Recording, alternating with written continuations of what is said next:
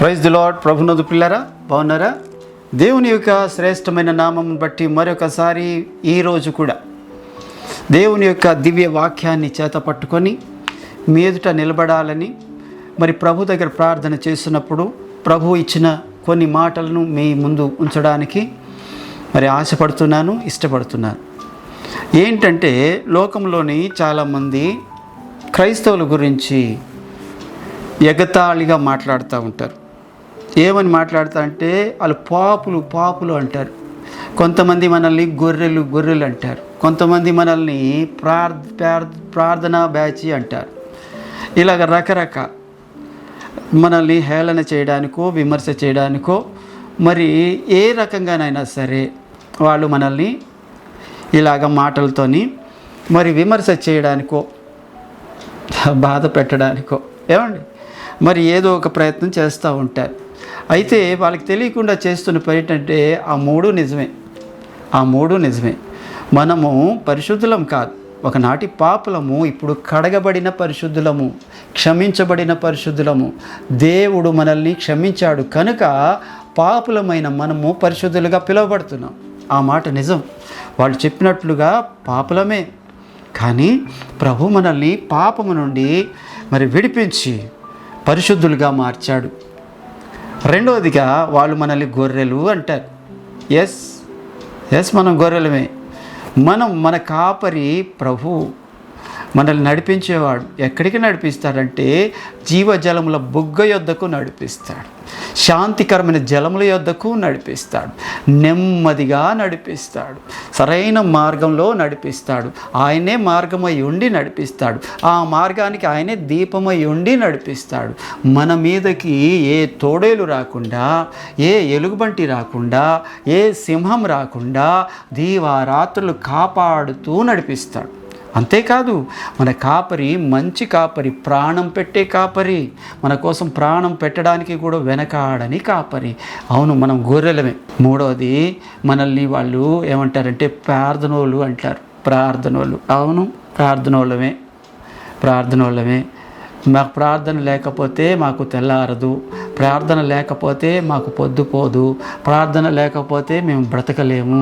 మేము ఎందుకు ప్రార్థన చేయాలంటే మా జీవము ఆయనలో ఉంది, ఆయనతో ఉంది కనుక ఎప్పుడు ఆయనతో సంబంధం కలిగి మేము ఉంటాం. మేము ఈ భూమి మీద ఉంటున్నామంటే మేము క్రీస్తుతో కూడా సిలువ వేయబడిన వారం. మాలోని యేసు ప్రభువుని ఆత్మ ఉంది. ఆ ఆత్మ ప్రార్థన చేయకుండా ఉండనివ్వదు మమ్మల్ని. అందుకనే మేము ప్రార్థనోళ్ళం. అయితే ఇందులో మొదట్లోని మీరు ఏం చెప్పారు అంటే మాతో పాపులము అంటాం. అవును, పాపం. ఇంతకీ పాపం అంటే ఏంటో మీకు తెలుసా అని వాళ్ళని అడిగినప్పుడు వాళ్ళకి తెలీదు.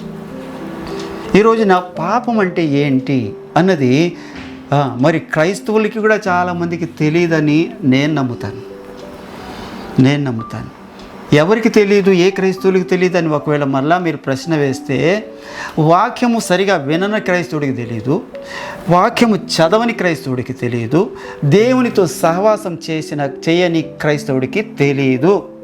ఎవరికి తెలుస్తుంది అంటే ఎవడైతే అపోస్తుల బోధ యందును, రొట్టె విరుచుట యందును, సహవాసమందును, ప్రార్థన యందును ఎడతెగక ఉంటాడో వాడికి తెలుస్తుంది. అలాంటి విశ్వాసికి తెలుస్తుంది. అయితే పాపం అంటే ఏంటి అన్నది ఈ రోజున కొన్ని మాటలు మీ ముందు ఉంచుతాను. మొదటిది మీకు తెలిసినదే. మొదటి యోహాను పత్రిక 3వ అధ్యాయం 4-5 వచనాల్లో ఆజ్ఞ అతిక్రమమే పాపము. దేవుడు వద్దు అన్నది చేయడమే పాపము. దేవుడు చేయొద్దన్నది చేయడం ద్వారా పాపము. అందుకు మనకి ఉదాహరణ బైబిల్లో చాలామంది ఉన్నారు. అందులో మొదటివాడు ఆదామే. ఆ పండు తిను దినమున నీవు నిశ్చయముగా చచ్చెదవని ఆదాముకు ఆజ్ఞాపించారు ప్రభు. అయితే ఆదాము ఏమైనా తిన్నారా అంటే లేదు. మొదట అవ్వమ్మే తిని తన భర్తకి ఇచ్చింది. ఆయన తిన్న తర్వాతే పాపం వాళ్ళలోకి వచ్చింది. అప్పటి వరకు పాపం రాలేదు. అవ్వమ్మ తిన్నప్పటికీ కూడా ఆజ్ఞ అవ్వమ్మకి ఇవ్వబడలేదు కాబట్టి అవ్వమ్మకు అందులోని సంబంధం లేదు. ఎప్పుడైతే ఆ ఆదాము తిన్నాడు, వాళ్ళిద్దరూ కలిసి ఏక శరీరం కాబట్టి మిగిలిన సగమైన ఆదాము తిన్న తర్వాతే వారు దిగంబరులని, మహిమ వారిలో తొలగిపోయిందని, మనం ఆజ్ఞను అతిక్రమించామని, ఇప్పుడు మనం చచ్చిన వారమని ప్రభు వారికి కనపరిచారు. అంటే ఎఫెసీ గ్రంథంలోని ఏమంటారంటే, మన పాపముల వల్ల, మన అపరాధముల వల్ల మనము చచ్చిన వారము. మన కొరకే, చచ్చిన వారి కొరకే జీవాధిపతి అయిన యేసుక్రీస్తు ప్రభువారు మరి ఆయనలో ఉన్న ఆ జీవాన్ని మనలోని నింపడానికే ఈ లోకానికి దిగి వచ్చారు. అందుకనే ఆ జీవము, ఆయనలో జీవం ఉండెను, ఆ జీవము మనుషులకు ప్రాణమై ఉండెను లేదా వెలుగై ఉండెను. ఆయన తన జీవముతో ఆ వెలుగుతున్న దీపము మనల్ని వెలిగించింది. చచ్చిన వారమై ఉండగా ఆయన మనల్ని వెలిగించాడు, అనగా బ్రతికించాడు. దేవుని బిడ్డలారా, దేవుని యొక్క వాక్యం ఏం చెప్తుందంటే, మొదటిది పాపం అంటే ఆజ్ఞను అతిక్రమించడం, దేవుడు వద్దన్నది చేయడము. దేవుడు వద్దని ఏది ఎలా తెలుసుకోవాలి అంటే, వాక్యాన్ని నువ్వు ధ్యానించాలి. ఏ పని చేయాలనుకున్నప్పుడు ముందు వాక్యముతో నువ్వు అంటుకట్టబడి ఉంటే, వాక్యాన్ని దివారాత్రులు ధ్యానించబడి ఉంటే, ఆ సమయంలోని నువ్వు బైబిల్ దగ్గరికి వెళ్ళక్కర్లేదు, నీలో ఉన్న వాక్యమే నీతో మాట్లాడతాడు. అందుకనే భక్తుడైన దావీదు అంటాడు 119వ కీర్తన 11వ చరణంలో, నీ ఎదుట నేను పాపము చేయకుండానట్లు నా హృదయములో నీ వాక్యము ఉంచుకొని ఉన్నాను. ఈ రోజున దేవుడు నాతో మాట్లాడుతున్న మాట ఏంటంటే, ఇగో నీ హృదయములో దేవుని వాక్యము నిండుకొని ఉండాలి. కొలసీ పత్రికలోని ప్రభు యొక్క వాక్యం చెప్తుంది 3వ అధ్యాయం 16వ వచనంలో, సంగీతములతోనూ కీర్తనలతోనూ ఆత్మ సంబంధమైన పద్యములతోనూ ఒకనికి ఒకడు బోధించుచు బుద్ధి చెప్పుచు కృపా సహితంగా మీ హృదయములలో దేవుని గూర్చి గానము చేయుచు సమస్త విధములైన జ్ఞానముతో క్రీస్తు వాక్యము, వింటున్నారా, క్రీస్తు వాక్యము మీలో సమృద్ధిగా నివసింపనీయుడి. క్రీస్తు వాక్యము మనలో ఎలా ఉండాలంట? అరకొర కాదు, సమృద్ధిగా. ప్రతి ఉదయము, ప్రతి మధ్యాహ్నము, ప్రతి రాత్రి మనం భోజనము చేసినట్లుగానే వాక్యాన్ని కూడా దీవారాత్రులు ధ్యానం చేస్తూ ఉండాలి. ఉదయం చదవాలి, మధ్యాహ్నం చదవాలి, రాత్రి చదవాలి. వాక్యాన్ని సమృద్ధిగా నీ లోపల ఉంటే, చదివిందే చదివితే కొత్త ప్రత్యక్షతలు దేవుడు అనుగ్రహిస్తాడు. ఈ లోకానుసారమైన పుస్తకం ఒకసారి చదివితే రెండోసారి చదవబుద్ధి కాదు, మూడోసారి అసలు ముట్టుకోబుద్ధి కాదు. ఎందుకంటే అందులో జీవం లేదు. ఈ జీవ గ్రంథం ఎలాంటిదంటే, నీ నోటికి మరి జుంటె తేనె ధారల కంటే మధురంగా ఉంటుంది. చదివే కొద్ది రుచి పెరుగుతూ ఉంటుంది. చదివే కొద్ది కొత్త సంగతులు దేవుడు మాట్లాడుతూ ఉంటాడు. చదివే కొద్ది కొత్త ప్రత్యక్షతలు దేవుడు చూపిస్తూ ఉంటాడు. అవును, అందుకనే ఆజ్ఞ అతిక్రమించకుండా నువ్వు ఉండాలి అంటే, పాపము నీ వల్ల జరగకుండా ఉండాలి అని అంటే, వాక్యాన్ని చదువు, వాక్యాన్ని దాసుకో, వాక్యాన్ని హృదయంలో భద్రం చేసుకో. ఇక రెండవది ప్రార్థన చేయకపోవుట పాపము. మొదటి సమూయేలు గ్రంథం 12వ అధ్యాయం 23వ వచనంలో ఇగో భక్తుడైన సమూయేలు ఇలాగ అంటున్నారు, నా మట్టుకు నేను మీ నిమిత్తం ప్రార్థన చేయుట మానుట వలన యెహోవాకు విరోధముగా పాపము చేసిన వాడనగుదును, అది నాకు దూరమగునుగాక. కానీ శ్రేష్టమైన చక్కని మార్గము మీకు బోధింతును. Praise the lord. దేవుడి యొక్క వాక్యముతో మనతో మాట్లాడుతున్నారు. వినండి జాగ్రత్తగా. దేవుడు అంటాడు, ప్రార్థన చేయకపోవడం వల్ల సమూయేలు ప్రార్థనలోనే అంటున్నారు, నా మట్టుకు నేను మీ నిమిత్తము ప్రార్థన చేయుట మానుట వలన యెహోవాకు విరోధముగా పాపము చేసిన వాడనగుదును. పాపము అంటే ఏదో గొప్ప దొంగతనాలు చేయడము, నరహత్యలు చేయడము, భూతములు మాట్లాడడము, వ్యభిచారము చేయడము, మరి అలాంటి గొప్ప తలంపులు మనలోకి వచ్చేస్తాయి. కానీ ఇక్కడ వాక్యం చెప్తుంది ఏంటంటే, ప్రార్థన చేయకపోవడం కూడా పాపమే. ఈ రోజున నువ్వు ప్రార్థన చేసావా? ఉదయం లేచి ప్రార్థన చేసావా? రాత్రి ప్రార్థన చేస్తున్నావా? ప్రతిరోజు ప్రార్థన చేస్తున్నావా? దానియేలు వలె ముమ్మాడు ప్రార్థన చేస్తున్నావా? మరి కొర్నేలి వలె ప్రార్థన విడవక ఎడతెక్క ప్రార్థన చేస్తున్నావా? ప్రార్థన చేయకపోవడం పాపం. నేను ఏ తప్పు చేయలేదు, ఏ పాపం చేయలేదు అంటావేమో. ఇక రెండవది, సామెతల గ్రంథము 28వ సామెత 9వ వచనములో ధర్మశాస్త్రము వినకపోవుట పాపం అంట. చూద్దాం రండి. ధర్మశాస్త్రము వినకుండా చెవిని తొలగించుకొని వాని ప్రార్థన హేయము. ఇదిగో దేవుని యొక్క వాక్యం చెప్తుంది, ధర్మశాస్త్రాన్ని వినకుండా, దేవుని వాక్యం వినకుండా ఎవడైతే చెవిని తొలగించుకుంటాడో వారి ప్రార్థన దేవుడు ఆలకించడు. ఈ రోజున దేవుడు నీతో మాట్లాడుతున్నాడు. ప్రభు యొక్క వాక్యం నీతో మాట్లాడుతుంది. ఇదిగో ప్రియ సహోదరుడా, సహోదరి, నువ్వు దేవుని యొక్క వాక్యం వింటున్నావా? వినట్లేదా? అదేంటండి, నేను ప్రతి ఆదివారం వెళ్తున్నానుగా చర్చికి, దేవుని వాక్యం వింటున్నానుగా అంటావేమో. దేవుని వాక్యంలో నీవు వచ్చి చాలామంది చేసే పనులు ఏంటో తెలుసా? ఇగో ఇప్పుడు ఈ యొక్క సెల్ ఫోన్ పట్టుకొని ఆ చివరి బంచుల్లో కూర్చొని ఏదేదో స్క్రోల్ చేస్తూనే ఉంటారు. పక్కడితో వాళ్ళు చూడగా, వాళ్ళు వినకపోగా పక్కోడిని కూడా వినకుండా చేస్తూ ఉంటారు. దురద చెవులు. మరి ఎలాంటి వాక్యం వింటారంటే కథలు చెప్పాలి, ఎలాంటి వాక్యం వింటారంటే ఉపమానాలు చెప్పాలి, ఎలాంటి వాక్యం చెప్పాలంటే జోకులేసి చెప్పాలి, ఎలాంటి వాక్యం చెప్పాలంటే అనుకూలమైన వచనాలు పలకాలి. వారు అనుకూలమైన బోధకుల్ని ఏర్పాటు చేసుకుంటారని తిమోతి గ్రంథకర్త చెప్తున్నాడు. దురద చెవులు గలవాళ్ళు ఉంటారని దేవుడు చెప్తున్నాడు. ఈ రోజున దేవుడు నీతో మాట్లాడుతున్నాడు. వాక్యము వినకపోవడం కూడా పాపమే. ఆజ్ఞ అతిక్రమం పాపము. రెండవది, ప్రార్థన చేయకపోవడం పాపము. మూడవది, మరి ఏదైతే వాక్యం ఉందో, వాక్యం చెప్తున్నప్పుడు, దైవ సేవకుడు బోధిస్తున్నప్పుడు కష్టపడి వాక్యాన్ని సేకరించుకొని దేవుని పాదాల దగ్గర ప్రార్థనతో ఆ కాల్చబడిన రొట్టె తెచ్చి ఇస్తున్నప్పుడు, లేదా వాక్యాన్ని పంచుతున్నప్పుడు దాన్ని వినకపోవడం, తినకపోవడం పాపం. ఇక నాలుగవది చూస్తే యాకోబు గ్రంథం 4వ అధ్యాయం 17వ వచనములో మేలైనది చేయనరిగి ఉండియు అలాగు చేయని వానికి పాపము కలుగును. మేలైంది ఏం చేయాలో నీకు తెలిసి ఉండి, ఇప్పుడు నేను చెప్పినవన్నీ మేలైనవే. ప్రార్థన చేయడం మేలైంది, వాక్యం చదవడం మేలైంది, ఆజ్ఞ పాటించడం మేలైంది. మరి ఇక్కడ నాలుగోది ఏంటంటే మేలైనది చేయనెరిగి ఉండియు అలాగు చేయని వానికి పాపము కలుగును. ఒక ఆయనంట అర్జెంటుగా తన కారులో వెళ్తున్నాడు. అది మరి నిర్మానుష్యంగా ఉన్న రోడ్డు వెళ్ళిపోతున్నాడు. ఒక ఆవిడ తన భుజం మీద రక్తం కారుతున్న కుమారుణ్ణి భుజం మీద పట్టుకొని మరి దారి నిలబడి వెళ్ళే వాళ్ళని, వచ్చే వాళ్ళని ఆపడానికి ప్రయత్నం చేస్తుంది. ఎందుకు అంటే ఆ కుర్రాడు చెట్టు మీద నుంచి పడిపోయాడు. ఎవరైనా ఆపుతారా? అటువైపు బస్సులు రావట్లేదు, ఆటోలు రావట్లేదు, ఏదీ రావట్లేదు.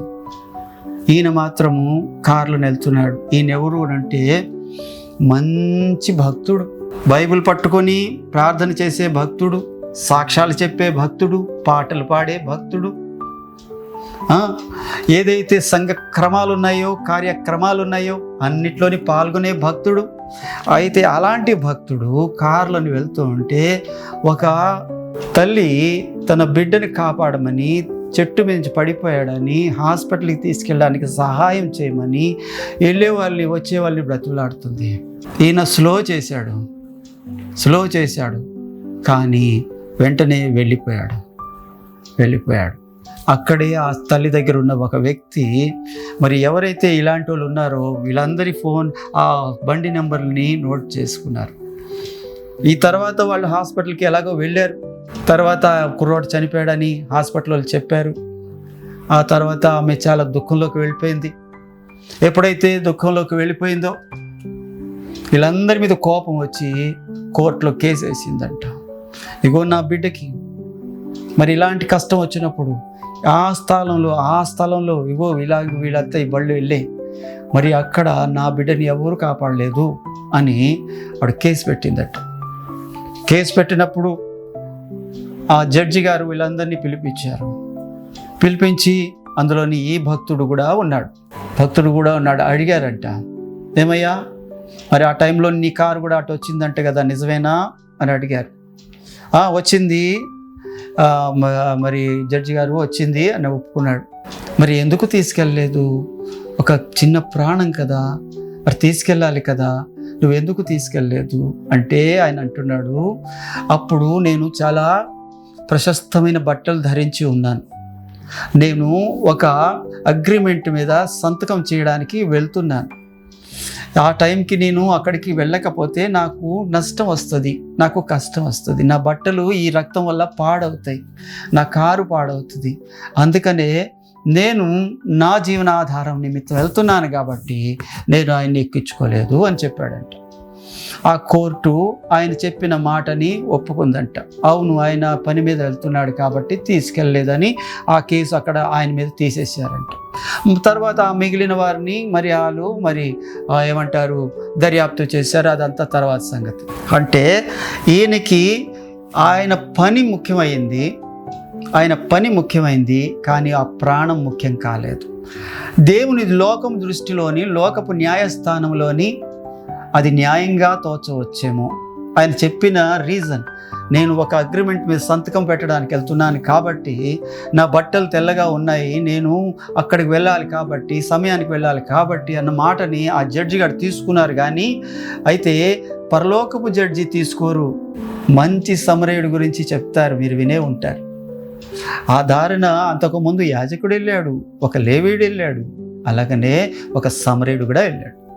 వాళ్ళిద్దరూ పట్టించుకోలేదు, ఈయన పట్టించుకున్నాడు. ఈ రోజున దేవుడు అంటాడు, మేలైనది చేయనెరిగి ఉండియు అలాగూ చేయకుండు వానికి పాపము కలుగును. నీకు ఎంత సహాయం చేయగలవో, ఏం చేయగలవో అది చేయాలి. అదే పాపం. పాపం అంటే ఏంటో అని అంటే ఎక్కడెక్కడో ఊహిస్తూ ఉంటారు మనుషులు, ఏం కాదు, ఇది పాపం. ఇక తర్వాత తన పొరుగువాన్ని తిరస్కరించువాడు పాపము చేయువాడు. సామెతల గ్రంథములోని 14వ సామెతలో 21వ వచనములో ఈ మాట మనం చూస్తాం. తన పొరుగువాన్ని తిరస్కరించువాడు పాపము చేయువాడు, బీదలను కటాక్షించువాడు ధన్యుడు. పొరుగువాడిని తిరస్కరించేవాడు పాపం చేసేవాడంట. ఎవరు? బైబిల్లోని ఎవరైనా గుర్తొచ్చారా మీకు? పొరుగువాడిని తిరస్కరించే వాళ్ళు ఎవరైనా గుర్తొచ్చారా? ధనవంతుడు లాజరు. ధనవంతుడు తన పొరుగువాడైన లాజరుని తిరస్కరించేవాడు. ఆయన దగ్గర అంత ధనం ఉంది, అంత ఆహారం ఉంది, అంత సమృద్ధి ఉంది. తన ఎదుటివాడు, తన పొరుగువాడైన మరి లాజరుకి ఏ సహాయం చేసినోడు కాదు, పొరుగువాడిని తిరస్కరించినవాడు. అలాగనే ఇక్కడ చూసినట్లయితే గొలియాతు దావీదుని తిరస్కరించాడంట. నేను ఎలా కనబడుతున్నానంట నీ కంటికి అని అన్నాడంట. నేను కుక్కలా కనబడుతున్నానా అన్నాడంట. ఆ మాట దేవుడికి వినబడిందంట. ఎందుకంటే దావీదు అన్నాడు, నేను నా ప్రభు అయిన యెహోవా పేరిట నీ మీదకి వస్తున్నాను, నువ్వు నీ దేవతల పేరిట వస్తున్నావేమో అని. ఇక్కడ పొరుగువాడిని తిరస్కరించుకోవాలి. ఒక దగ్గరేమో పాపాత్మురాలైన స్త్రీ వచ్చి ప్రభు పాదాలు పట్టుకొని మరి ఏడుస్తుంది. ఆ ఏడుస్తున్న మనిషిని అక్కడే ఉన్న మరి సీమోను అనే వ్యక్తి తిరస్కరించి, ఇది పాపాత్మురాలు కదా, అయ్యయ్యో వచ్చి ఈ పరిశుద్ధుని ముట్టుకుందేంటి అని లోపల సణుగుతున్నాడంట. అది పాపము. నీ పొరుగువాడు ఎవడు ఎక్కడ ఎలాంటి స్థితిలో ఉన్నా సరే ఎవరిని కూడా తిరస్కరించొద్దు. యోబుని వారి స్నేహితులు తిరస్కరించారంట. నువ్వే తప్పు చేసావు, నువ్వే పాపం చేసావు, అందుకని నీకు ఇలా జరిగింది అని అన్నాడంట. అందుకనే యోబు ప్రార్థన చేస్తే కానీ వారికి విడుదల ఇవ్వనన్నాడు దేవుడు. ఈ రోజున దేవుడు అంటాడు, తన పొరుగు వారిని తిరస్కరించువాడు పాపము చేయువాడు. ఇంకొక మాట చూడండి, దురభిమాన పాపం అంట. దురభిమానం కూడా పాపమే. ఏదైతే దేవుడు కాదన్నాడో, ఏదైతే దేవుడు వద్దన్నాడో దానిని ఆశించడం కూడా పాపమే.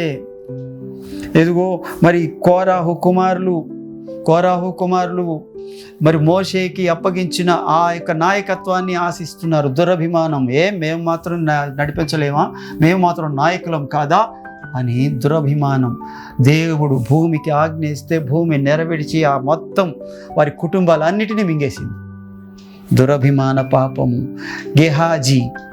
గెహాజీ ఇగో ఎలీషా వద్దు, తీసుకెళ్ళిపో, అని నయమాన్తో చెప్తే ఆయన తిరిగి తన ధనాన్ని తీసుకుని వెళ్ళిపోతూ ఉంటే ఈ గెహాజీ పరిగెత్తుకొని వెళ్ళి అడిగాడంట మా గురువుగారికి మరి కావాల్సి వచ్చింది, కొంతగా ఇస్తారా అని అడిగాడంట. అయ్యయ్యో ఎంత మాట, ఇదంతా ఆయనకి ఇవ్వడానికే తెచ్చాను, తీసుకోండి అని అన్నాడు. అదిగో ఆ కుష్టాన్ని నువ్వే ఉంచుకో అన్నాడంటే ఎలీషా గెహాజీతో. పాపము ఊరికనే రాదు. ఇగో కానుకల కోసం ఎక్కడ ఆశించొద్దు. అది న్యాయమైన కానుకైతే, వాళ్ళ హృదయపూర్వకమైన కానుకైతే, దేవునికి ఇష్టమైన కానుకైతేనే దానివల్ల నీకు మేలు కలుగుతుంది. లేకపోతే వాళ్ళ పాపం వచ్చి నీ ఇంట్లో కూర్చుంటుంది. వాళ్ళు నీకు తెలియకుండా ఇచ్చేది అది వేరే సంగతి. అందుకనే దీన్ని ఏమంటారంటే దురభిమానం అన్నమాట. ఆ ధనం మీద దురభిమానం, అదిగో ఆ పదవి మీద దురభిమానం. ఇదిగో దావీదుకి ఆ స్త్రీ మీద దురభిమానం. ఒక స్త్రీ మీద దురభిమానం వచ్చింది. అది మంచి అభిమానం కాదు, చెడ్డ అభిమానం, దురభిమానం. ఇస్కరియోతు యూదా ఏమనుకున్నాడంటే యేసు ప్రభువులాగే తను కూడా ఒక గొప్ప గురువుని అవుదాం అనుకున్నాడు. యేసు ప్రభువులాగే తను కూడా చాలా మందికి ప్రార్థనలు చేయడం, మరి స్వస్థతలు చేయడం, అలాంటివన్నీ చేసి ఫేమస్ అవుదాం అనుకున్నాడు. కానీ ప్రభు యొక్క వైఖరి ఎలా కనబడట్లేదు. ప్రభు యొక్క వైఖరి ఎలా కనబడుతుంది అంటే, నేను లోకంలోకి ఎందుకు వచ్చానంటే ప్రాణం పెట్టడానికి వచ్చాను, నేను లోకంలోకి ఎందుకు వచ్చానంటే రక్షించడానికి వచ్చానని ఇలాంటి మాటలే చెప్తున్నాడు ఆయన. చిచి, ఇలాగైతే నాకు ఏ పదవి దక్కదు అని చెప్పేసి ఆయనని 30 వెండి నాణ్యాలకు అమ్మేశాడు. దురభిమానం. ఈ రోజున నువ్వు ఎలాంటి దాన్ని ఆశిస్తున్నావో, ఎలాంటి దాన్ని దురభిమాన పడుతున్నావో జ్ఞాపకం చేసుకో. అందుకని దేవుని యొక్క వాక్యం చెప్తుంది, గేహాజీ, కోరాహు, ఆకాను, దావీదు, ఇస్కరియోతు యూదా, ఇలాగ అనేక మంది దురభిమాన పాపంలో పడిపోయారు. దురభిమాన పాపము దేవుని యొక్క వాక్యం మాట్లాడుతుంది. నీకు ఎందులోనున్నదో ఆ దురభిమానం జ్ఞాపకం చేసుకో. తిండి మీద ఉందా, ఆల్కహాల్, మద్యం మీద ఉందా, దురభిమాన పాపము. ఇలాంటి దురభిమాన పాపంలో పడవద్దు. ఆజ్ఞ అతిక్రమమే పాపము, ప్రార్థన చేయకపోవడం పాపము, వాక్యం వినకపోవడం పాపము, మేలైనది చేయనెరిగి ఉండి అలా చేయకపోవడం పాపము, అలాగని పొరుగు అని తిరస్కరించడం పాపము, దురభిమాన పాపము. ఇక చివరిగా నేను చెప్పాలనుకుంటుంది ఏంటంటే, 1 యోహాను పత్రిక 5:17 ప్రకారము సకల దుర్నీతి పాపం అంటే అబద్ధము ఆడడం పాపము, గర్వంగా ఉండడం పాపము, అసూయపడడం పాపము, మత్సరపడడం పాపము, ద్వేషించడం పాపము, ఎదుటి వారిని దూషించడం పాపము, సకల దుర్నీతి పాపము. మరి దేవుడు మనల్ని, అలాంటి పాపలమైన మనల్ని పరిశుద్ధులుగా మార్చాడు. ఒకవేళ లోకం నిన్ను పాపి అంటుందా, ఏమనుకోవసరం లేదు. నిజమే, ఒకప్పుడు మనం పాపులమే. అలాగనా దేవుని సన్నిధిలోని ఏదైతే దేవుడు చెప్పాడో ఈ పాపాలన్నిటి నుండి విడిపించబడి దేవుడు ప్రత్యక్షమైనప్పుడు పరిశుద్ధంగా ఆయన ఎదుట నిలబడదాం. దేవుడి వాక్యం మన వెనుకలో దీవించునుగాక. ప్రైజ్ ది లార్డ్ అండి. వందనాలు. చిన్న ప్రార్థన చేసుకుందాం. పరిశుద్ధుడా, ప్రేమ నమ్మకం కలిగిన దేవా, నీకు స్తోత్రాలు. ఇగో ప్రభువా, పాపం అంటే ఏంటి అనేది ప్రభువా నీ వాక్యంలో నుంచి పరిశీలించినప్పుడు ప్రభువా ఆజ్ఞ అతిక్రమం పాపము, సకల దుర్నీతి పాపం అని మీరు మాట్లాడుతున్నారు. మరి అలాంటి పాపములోనైనా భక్తులైన వారు ఎవరైనా పడుతూ ఉంటే వారిని కాపాడి రక్షించి కృప చూపించి ఆయన సరైన మార్గంలో నడిపించమని నజరేయుడైన యేసు నామములో అడుగుతున్నాను తండ్రి, ఆమెన్. ప్రభునందు ప్రియులారా, మీ అందరికీ మరొకసారి ప్రైజ్ లార్డ్. మరి ఒకసారి మీ యొక్క కామెంట్లను మాకు తెలియజేయండి, లైక్ చేయండి, షేర్ చేయండి, సబ్స్క్రైబ్ చేసి మా ఈ కృపావార్త ఛానల్ని ప్రోత్సహించవలసిందిగా ప్రభు పేరిట మనం చేస్తున్నాం. దేవుడు మిమ్మల్ని నిండారుగా ఆశీర్వదించును గాక. ఆమెన్.